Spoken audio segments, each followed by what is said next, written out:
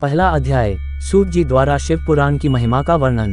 श्री शौनक जी ने पूछा, महाज्ञानी सूत जी, आप संपूर्ण सिद्धांतों के ज्ञाता हैं, कृपया मुझसे पुराणों के सार का वर्णन करें। ज्ञान और वैराग्य सहित भक्ति से प्राप्त विवेक की वृद्धि कैसे होती है तथा साधु पुरुष कैसे अपने काम, क्रोध आदि विकारों का निवारण करते हैं। इस कलयुग में सभी जीव आसुरी स्वभाव के हो गए हैं, अतः कृपा करके मुझे ऐसा साधन बताए जो कल्याणकारी एवं मंगलकारी हो तथा पवित्रता लिए हो। प्रभु, वह ऐसा साधन हो जिससे मनुष्य की शुद्धि हो जाए और उस निर्मल हृदय वाले पुरुष को सदैव के लिए शिव की प्राप्ति हो जाए। श्री सूत जी ने उत्तर दिया, शौनक जी, आप धन्य हैं, क्योंकि आपके मन में पुराण कथा को सुनने के लिए अपार प्रेम व लालसा है। इसलिए मैं तुम्हें परम उत्तम शास्त्र की कथा सुनाता हूँ। वत्स, संपूर्ण सिद्धांत से संपन्न भक्ति को बढ़ाने वाला तथा शिव जी को संतुष्ट करने वाला अमृत के समान दिव्य शास्त्र है शिव पुराण। इसका पूर्व काल में शिव जी ने ही प्रवचन किया था। गुरुदेव व्यास ने सनत कुमार मुनि का उपदेश पाकर आदर पूर्वक इस पुराण की रचना की है। ये पुराण कलयुग में मनुष्यों के हित का परम साधन है। शिव पुराण परम उत्तम शास्त्र है। इस पृथ्वीलोक में सभी मनुष्यों को भगवान शिव के विशाल स्वरूप को समझना चाहिए। इसे पढ़ना एवं सुनना सर्वसाधन है। यह मनोवांछित फलों को देने वाला है। इससे मनुष्य निष्पाप हो जाता है तथा इस लोक में सभी सुखों का उपभोग करके अंत में शिवलोक को प्राप्त करता है। शिव पुराण में 24,000 श्लोक हैं, जिसमें 7 संहिताएं हैं। शिव पुराण परब्रह्म परमात्मा के समान गति प्रदान करने वाला है। मनुष्य को पूरी भक्ति एवं संयम पूर्वक इसे सुनना चाहिए।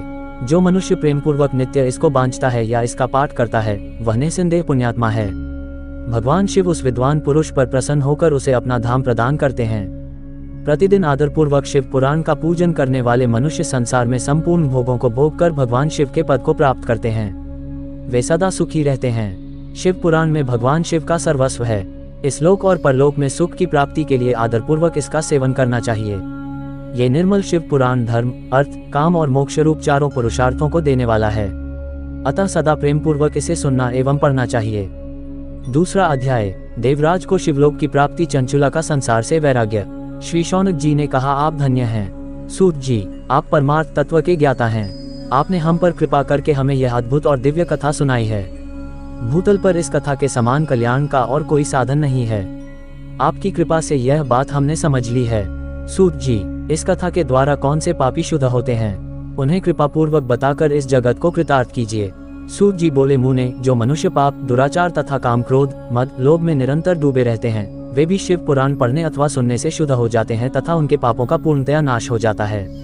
इस विषय में मैं तुम्हें एक कथा सुनाता हूँ। देवराज ब्राह्मण की कथा। बहुत पहले की बात है कि रातों के नगर में देवराज नाम का एक ब्राह्मण रहता था। वह ज्ञान में दुर्बल, गरीब, रस बेचने वाला तथा वैदिक धर्म से विमुख था। वह स्नान संध्या नहीं करता था तथा उसमें वैश्य वृत्ति बढ़ती ही जा रही थी। वह भक्तों को ठगता था। उसने अनेक मनुष्यों को मारकर उन सबका धन हड़प लिया था। उस पापी ने थोड़ा सा भी धन धर्म के काम में नहीं लगाया था। वह वेश्यागामी तथा आचार भ्रष्ट था। एक दिन वह घूमता हुआ दैवयोग से प्रतिष्ठानपुर झूसप्रयाग जा पहुंचा। वहां उसने एक शिवालय देखा जहां बहुत से साधु महात्मा एकत्र हुए थे। देवराज वहीं ठहर गया। वहां रात में उसे ज्वर आ गया और उसे बड़ी पीड़ा होने लगी। वहीं पर एक ब्राह्मण देवता शिव पुराण की कथा सुना रहे थे। ज्वर में पड़ा देवराज भी ब्राह्मण के मुख से शिव कथा को निरंतर सुनता रहता था। 1 मास बाद देवराज ज्वर से पीड़ित अवस्था में चल बसा। यमराज के दूत उसे बांधकर यमपुरी ले गए। तभी वहां शिवलोक से भगवान शिव के पार्षदगण आ गए। वे कर्पूर के समान उज्ज्वल थे। उनके हाथ में त्रिशूल, संपूर्ण शरीर पर भस्म और गले में रुद्राक्ष की माला उनके शरीर की शोभा बढ़ा रही थी। उन्होंने यमराज के दूतों को मार पीट कर देवराज को यमदूतों के चंगुल से छुड़ा लिया और वे उसे अपने अद्भुत विमान में बिठाकर जब कैलाश पर्वत पर ले जाने लगे तो यमपुरी में कोलाहल मच गया, जिसे सुनकर यमराज अपने भवन से बाहर आए। साक्षात रुद्रों के समान प्रतीत होने वाले इन दूतों का धर्मराज ने विधिपूर्वक पूजन कर ज्ञान दृष्टि से सारा मामला जान लिया। उन्होंने भय के कारण भगवान शिव के दूतों से कोई बात नहीं पूछी। तत्पश्चात शिवदूत देवराज को लेकर कैलाश चले गए और वहां पहुंचकर उन्होंने ब्राह्मण को करुणावतार भगवान शिव के हाथों में सौंप दिया। शौनक जी ने कहा, महाभाग सूत जी, आप सर्वज्ञ हैं। आपके कृपा प्रसाद से मैं कृतार्थ हुआ। इस इतिहास को सुनकर मेरा मन आनंदित हो गया है। अतः भगवान शिव में प्रेम बढ़ाने वाली दूसरी कथा भी कहिए। तीसरा अध्याय, बिंदु ब्राह्मण की कथा। श्री सूत जी बोले, शौनक सुनो, मैं तुम्हारे सामने एक अन्य गोपनीय कथा का वर्णन करूंगा, क्योंकि तुम शिव भक्तों में अग्रगण्य व वेदवेताओं में श्रेष्ठ हो। समुद्र के निकटवर्ती प्रदेश में वाशकल नामक गांव है, जहां वैदिक धर्म से विमुख महापापी मनुष्य रहते हैं। वे सभी दुष्ट हैं एवं उनका मन दूषित विषय भोगों में ही लगा रहता है। वे देवताओं एवं भाग्य पर विश्वास नहीं करते। वे सभी कुटिल वृत्ति वाले हैं, किसानी करते हैं और विभिन्न प्रकार के अस्त्र शस्त्र रखते हैं। वे व्यभिचारी हैं। वे इस बात से पूर्णतः अनजान हैं कि ज्ञान, वैराग्य तथा सद्धर्म ही मनुष्य के लिए परम पुरुषार्थ हैं। वे सभी पशु बुद्धि हैं। अन्य समुदाय के लोग भी उन्हीं की तरह बुरे विचार रखने वाले, धर्म से विमुख हैं। वे नित्य कुकर्म में लगे रहते हैं एवं सदा विषय भोगों में डूबे रहते हैं। वहाँ की स्त्रियां भी बुरे स्वभाव की, स्वेच्छाचारिणी, पाप में डूबी, कुटिल सोच वाली और व्यभिचारिणी हैं। वे सभी सद्व्यवहार तथा सदाचार से सर्वथा शून्य हैं। वहाँ सिर्फ दुष्टों का निवास है। वाशकल नामक गांव में बिंदुक नाम का एक ब्राह्मण रहता था। वह अधर्मी, दुरात्मा एवं महापापी था। उसकी स्त्री बहुत सुंदर थी। उसका नाम चंचुला था। वह सदा उत्तम धर्म का पालन करती थी, परंतु बिंदुक वेश्यागामी था। इस तरह कुकर्म करते हुए बहुत समय व्यतीत हो गया। उसकी स्त्री काम से पीड़ित होने पर भी स्वधर्म नाश के भय से क्लेश सहकर भी काफी समय तक धर्म भ्रष्ट नहीं हुई, परंतु आगे चलकर वह भी अपने दुराचारी पति के आचरण से प्रभावित होकर दुराचारिणी और अपने धर्म से विमुख हो गई। इस तरह दुराचार में डूबे हुए उन पति पत्नी का बहुत सा समय व्यर्थ बीत गया। वेश्यागामी, दूषित बुद्धि वाला वह दुष्ट ब्राह्मण बिंदुक समयानुसार मृत्यु को प्राप्त हो नरक में चला गया।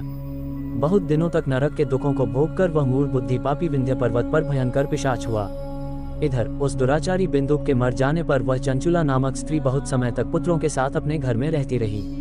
पति की मृत्यु के बाद वह भी अपने धर्म से गिरकर पर पुरुषों का संग करने लगी थी। सतियां विपत्ति में भी अपने धर्म का पालन करना नहीं छोड़ती।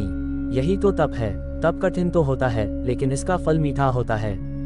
विषयी इस सत्य को नहीं जानता, इसीलिए वह विषयों के विषफल का स्वाद लेते हुए भोग करता है। एक दिन दैवयोग से किसी पुण्य पर्व के आने पर वह अपने भाई बंधुओं के साथ गोकर्ण क्षेत्र में गई। उसने तीर्थ के जल में स्नान किया एवं बंधुजनों के साथ यत्र तत्र घूमने लगी।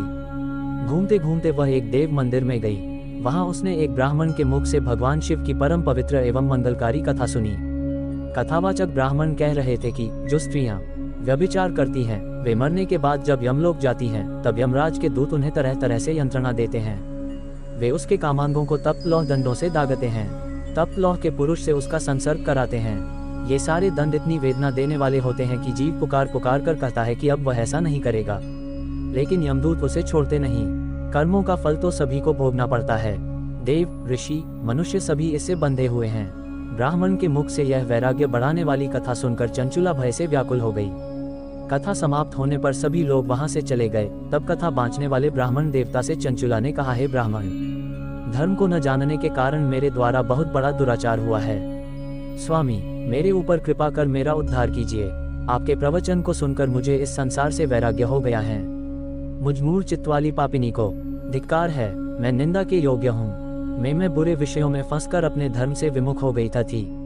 कौन मुझ जैसी कुमार्ग में मन लगाने वाली पापिनी का साथ देगा? जब यमदूत मेरे गले में फंदा डालकर मुझे बांध कर ले जाएंगे और नरक में मेरे शरीर के टुकड़े करेंगे, तब मैं कैसे उन महायातनाओं को सहन कर पाऊंगी?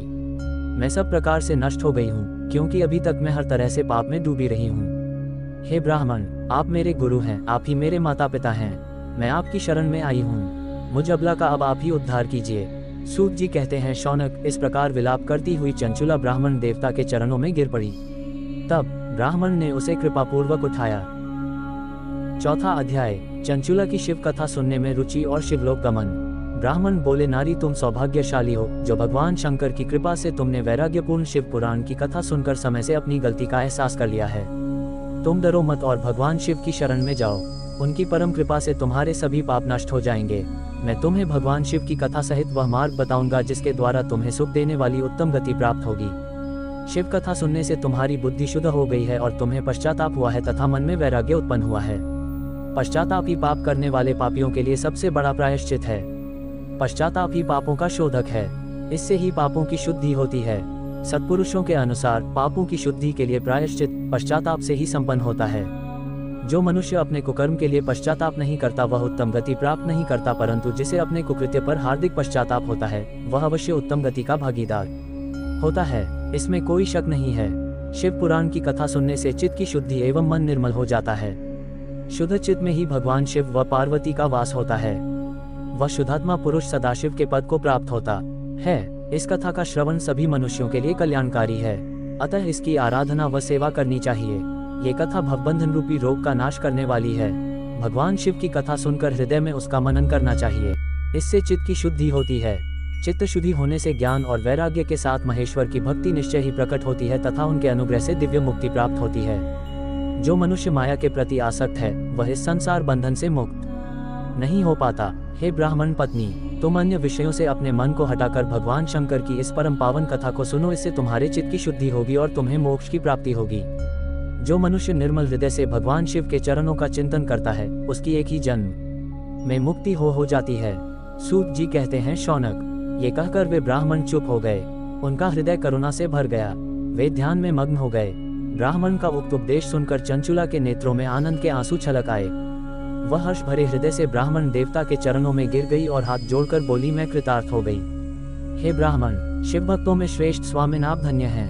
आप परमार्गदर्शी हैं और सदा परोपकार में लगे रहते हैं। साधो, मैं नरक के समुद्र में गिर रही हूँ, कृपा कर मेरा उद्धार कीजिए। जिस पौराणिक व अमृत के समान सुंदर शिव पुराण कथा की बात आपने की है उसे सुनकर ही मेरे मन में वैराग्य उत्पन्न हुआ है। उस अमृतमयी शिव पुराण कथा को सुनने के लिए मेरे मन में बड़ी श्रद्धा हो रही है। कृपया आप मुझे उसे सुनाए। सूत जी कहते हैं, शिव पुराण की कथा सुनने की इच्छा मन में लिए हुए चंचुला उन ब्राह्मण देवता की सेवा में वहीं रहने लगी। उस गोकर्ण नामक महाक्षेत्र में उन ब्राह्मण देवता के मुख से चंचुला शिव पुराण की भक्ति, ज्ञान और वैराग्य बढ़ाने वाली और मुक्ति देने वाली परम उत्तम कथा सुनकर कृतार्थ हुई। उसका चित्त शुद्ध हो गया।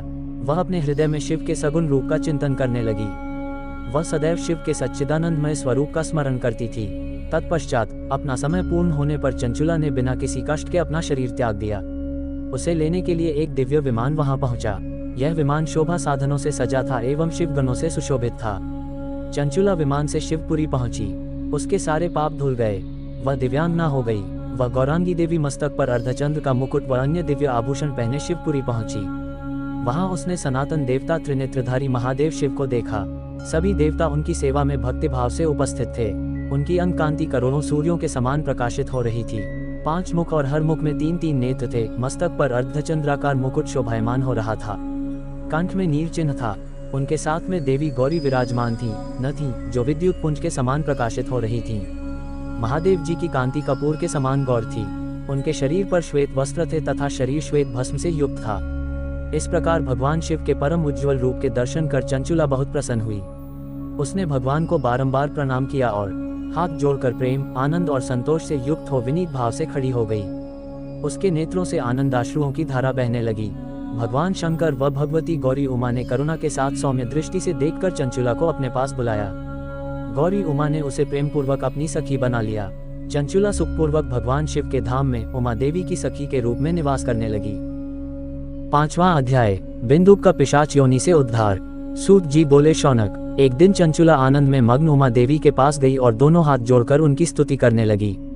चंचुला बोली, है गिरिराज नंदिनी, स्कंद माता उमा, आप सभी मनुष्यों एवं देवताओं द्वारा पूज्य तथा समस्त सुखों को देने वाली हैं। आप शंभुप्रिया हैं। आप ही सगुणा और निर्गुणा हैं। हे सच्चिदानंद स्वरूपिणी, आप ही प्रकृति की पोषक हैं। हे माता, आप ही संसार की सृष्टि, पालन और संहार करने वाली हैं।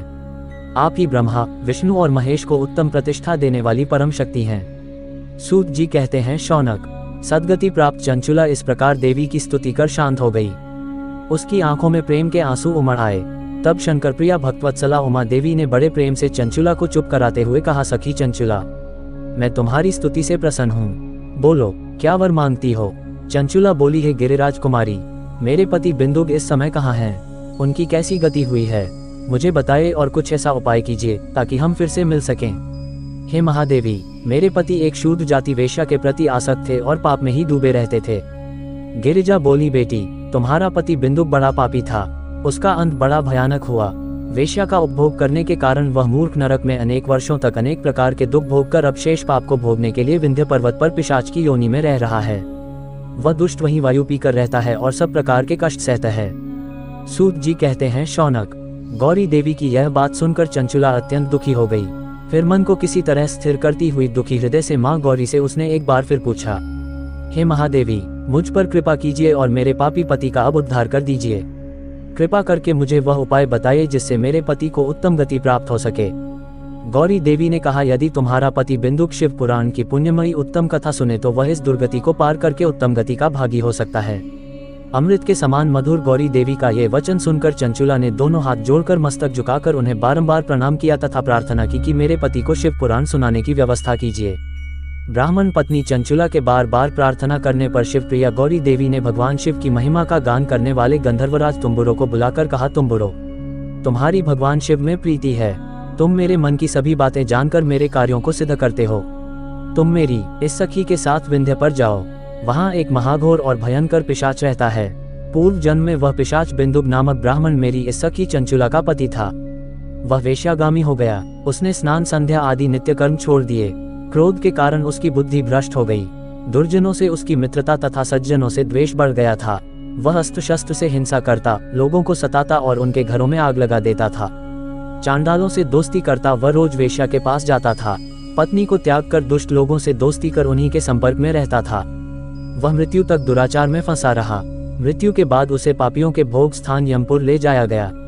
वहां घोर नरकों को सहकर इस समय वह विंध्य पर्वत पर पिशाच बनकर रह रहा है और पापों का फल भोग रहा है। तुम उसके सामने परम पुण्यमयी पापों का नाश करने वाली शिव पुराण की दिव्य कथा का प्रवचन करो। इस कथा को सुनने से उसका हृदय सभी पापों से मुक्त होकर शुद्ध हो जाएगा और वह प्रेत योनि से मुक्त हो जाएगा। दुर्गति से मुक्त होने पर उस बिंदुक नामक पिशाच को विमान पर बिठाकर तुम भगवान शिव के पास ले आना। सूत जी कहते हैं, शौनक, माँ उमा का आदेश पाकर गंधर्वराज तुम्बुरो प्रसन्नता पूर्वक अपने भाग्य की सराहना करते हुए चंचुला को साथ लेकर विमान से पिशाच के निवास स्थान विंध्य पर्वत गया। वहां पहुंचकर उसने उस विकराल आकृति वाले पिशाच को देखा। उसका शरीर विशाल था, उसकी ठोड़ी बड़ी थी, वह कभी हंसता, कभी रोता और कभी उछलता था। महाबली तुम्बुरो ने बिंदुक नामक पिशाच को पाशों से बांध लिया। उसके पश्चात तुम्बुरो ने शिव पुराण की कथा बांचने के लिए स्थान तलाश कर मंडप की रचना की। शीघ्र ही इस बात का पता लोगों को चल गया कि एक पिशाच के उद्धार हेतु देवी पार्वती की आज्ञा से तुम्बुरो शिव पुराण की अमृत कथा सुनाने विंध्य पर्वत पर आया है। उस कथा को सुनने के लोभ से बहुत से देवर्षि वहां पहुंच गए। सभी को आदरपूर्वक स्थान दिया गया। पिशाच बिंदुक को पाशों में बांधकर आसन पर बिठाया गया और तब तुम्बुरो ने परम उत्तम शिव पुराण की अमृत कथा का गान शुरू किया। उसने पहली विद्येश्वर संहिता से लेकर 7वीं वायु संहिता तक शिव पुराण की कथा का स्पष्ट वर्णन किया। 7 संहिताओं सहित शिव पुराण को सुनकर सभी श्रोता कृतार्थ हो गए। परम पुण्यमय शिव पुराण को सुनकर पिशाच सभी पापों से मुक्त हो गया और उसने पिशाच शरीर का त्याग कर दिया। शीघ्र ही उसका रूप दिव्य हो गया, उसका शरीर गौर वर्ण का हो गया। शरीर पर श्वेत वस्त्र एवं पुरुषों के आभूषण आ गए। इस प्रकार दिव्य देहधारी होकर बिंदुक अपनी पत्नी चंचुला के साथ स्वयं भी भगवान शिव का गुणगान करने लगा। उसे इस दिव्य रूप में देखकर सभी को बहुत आश्चर्य हुआ। उसका मन परम आनंद से परिपूर्ण हो गया। सभी भगवान महेश्वर के अद्भुत चरित्र को सुनकर कृतार्थ हो उनका यशोगान करते हुए अपने अपने धाम को चले गए। बिंदुक अपनी पत्नी चंचुला के साथ विमान में बैठकर शिवपुरी की ओर चल दिया। महेश्वर के गुणों का गान करता हुआ बिंदुक अपनी पत्नी चंचुला व तुम्बुरो के साथ शीघ्र ही शिवधाम पहुंच गया। भगवान शिव व देवी पार्वती ने उसे अपना पार्षद बना लिया। दोनों पति पत्नी सुखपूर्वक भगवान महेश्वर एवं देवी गौरी के श्री चरणों में अविचल निवास पाकर धन्य हो गए। 6ठा अध्याय, शिव पुराण के श्रवण की विधि। शौनक जी कहते हैं, महाप्राज्ञ सूत जी, आप धन्य एवं शिव भक्तों में श्रेष्ठ हैं। हम पर कृपा कर हमें कल्याणमय शिव पुराण के श्रवण की विधि बताए, जिससे सभी श्रोताओं को संपूर्ण उत्तम फल की प्राप्ति हो। सूत जी ने कहा, मुने शौनक, तुम्हें संपूर्ण फल की प्राप्ति के लिए मैं शिव पुराण की विधि सविस्तार बताता हूँ। सर्वप्रथम किसी ज्योतिषी को बुलाकर दान से संतुष्ट कर उससे कथा का शुभ मुहूर्त निकलवाना चाहिए और उसकी सूचना का संदेश सभी लोगों तक पहुंचाना चाहिए कि हमारे यहाँ शिव पुराण की कथा होने वाली है। अपने कल्याण की इच्छा रखने वालों को इसे सुनने अवश्य पधारना चाहिए। देश देश में जो भी भगवान शिव के भक्त हों तथा शिव कथा के कीर्तन और श्रवण के उत्सुक हों, उन सभी को आदरपूर्वक बुलाना चाहिए और उनका आदर सत्कार करना चाहिए। शिव पुराण सुनने के लिए मंदिर, तीर्थ, वन प्रांत अथवा घर में ही उत्तम स्थान का निर्माण करना चाहिए। केले के खंभों से सुशोभित कथा मंडप तैयार कराएं। उसे सब और फल पुष्प, सुंदर चंदोवे से अलंकृत करना चाहिए। चारों कोनों पर ध्वज लगाकर उसे विभिन्न सामग्री से सुशोभित करें। भगवान शंकर के लिए भक्तिपूर्वक दिव्य आसन का निर्माण करना चाहिए तथा कथावाचक के लिए भी दिव्य आसन का निर्माण करना चाहिए। नियम पूर्वक कथा सुनने वालों के लिए भी सुयोग्य आसन की व्यवस्था करें तथा अन्य लोगों के बैठने की भी व्यवस्था करें। कथा बांचने वाले विद्वान के प्रति कभी बुरी भावना न रखें। संसार में जन्म तथा गुणों के कारण बहुत से गुरु होते हैं, परंतु उन सब में पुराणों का ज्ञाता ही परम गुरु माना जाता है।